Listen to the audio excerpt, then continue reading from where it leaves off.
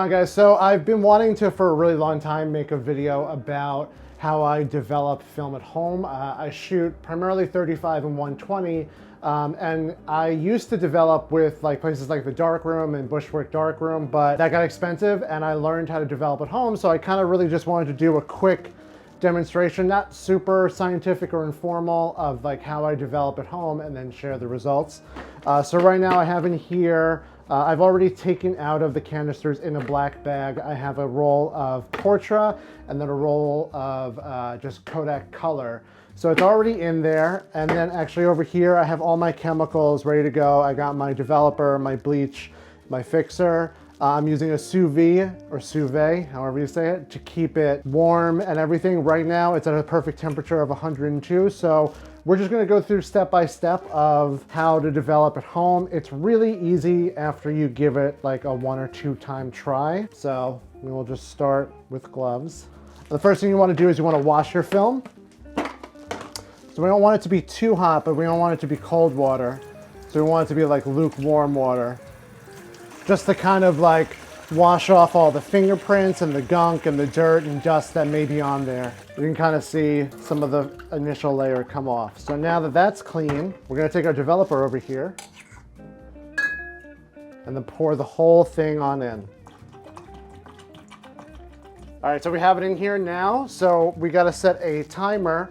We're gonna be doing this for 3 minutes, and for the first 30 seconds and then every 30 seconds after that, we're just going to do this simple roll. This is to get the chemistry all over the film. This first bath is to get the crystals activated and showing the images that have been captured on there. So it's taking the film and it's basically turning it from what we know film as into the images by activating all of the crystals inside. And then we just wait another 30 seconds and then we do the inversion again. So usually you wanna put this right back into the jar, but I can't seem to find my funnel, so I'm just dipping this in. Again, this is the first layer, this is the developer. So this is all done now, it's been all in there. And we just wanna do one quick rinse on here in warm water while I refill the jar. So you can reuse the chemicals. You can reuse them for up to about, I'd say 30, 35 rolls. After that, it won't have enough power to develop the film anymore. So you're gonna have to get a new developer. I actually have a new developer here right now that I'm gonna do after this. All right, so the next step is the Blix, which is a mixture of bleach and fixer. We just pour the whole thing in. This is the stuff you want to be careful with. This looks like iodine, it's dirty stuff. Don't get it on your skin, don't get it on clothes. It can stain. It's pretty strong stuff. And once we get it all in there, we're going to agitate this just like the other ones, but instead we're gonna do it for 8 minutes. So we're gonna do this every 30 seconds for the next 8 minutes. All right, so I'm on my last immersion. We're at 7 minutes. We're gonna stop at 7:30 and then let it sit for the final 30 seconds. And then we're gonna rinse it. And then after we're done rinsing it, we're gonna do a minute of, what's it called? Fixing is the last step. Some people do it, some people don't do it. I just like to do it because it's how I learn. And then after that, we should have developed film. We just have to rinse it one more time after the fixer. So we're gonna let it sit there for another 30 seconds and then finish up. And after that, we should have pretty much developed film. You just have to really pay attention to the clock when you're doing this. You wanna, again, invert every 30 seconds. Developing time is 3 minutes and 30 seconds. And Blix timing is about 8 minutes. Again, inversions every 30 seconds. It's really not that bad. It's just time consuming at some points, and you just have to really pay attention to everything. All right, so we're done with that. I'm gonna pour this nasty stuff back in here. Again, stuff you definitely don't want to get on you, ever, or on clothes.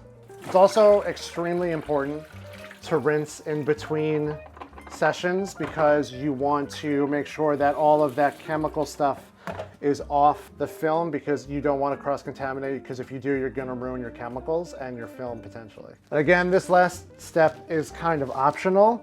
I like to do it just because this is how I learned to do this. This is called Fix. It just basically I mean, I don't know the chemistry. It just solidifies the image onto the roll of film. It's like a soap bath almost. And this you only have to literally do for a minute. So we will start it now with inversions for 30 seconds. Oh God, make sure it's closed. Inversions for 30 seconds, and then we let it sit for 30 seconds, and we'll be done.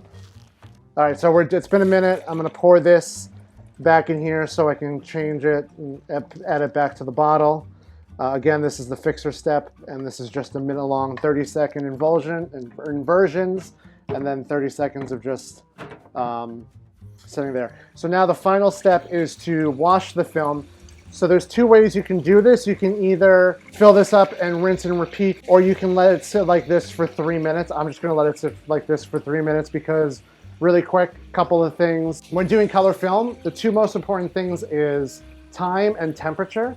Time, like I said, 3 minutes and 30 seconds for developing time, 8 minutes for blitzing time, and the temperature for both of those, for it to properly develop, has to be 102 degrees. That's why I suggest getting something like a sous vide so you can control it, and just a basic thermometer.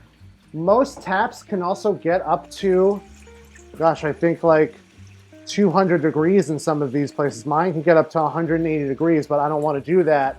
So I just use the sous vide to keep it warm and stuff like that. So two things, time and temperature, are the most important things when developing a film at home. All right, so I'm gonna turn this off. This has been going for about 3 minutes of just washing the stuff off. So now I'm gonna take this out. All right, let's see how we did. Hopefully I don't embarrass myself on camera and they look good. And then, yeah, we got film, we got images. I'll bring it over to the light. There's film developed at home.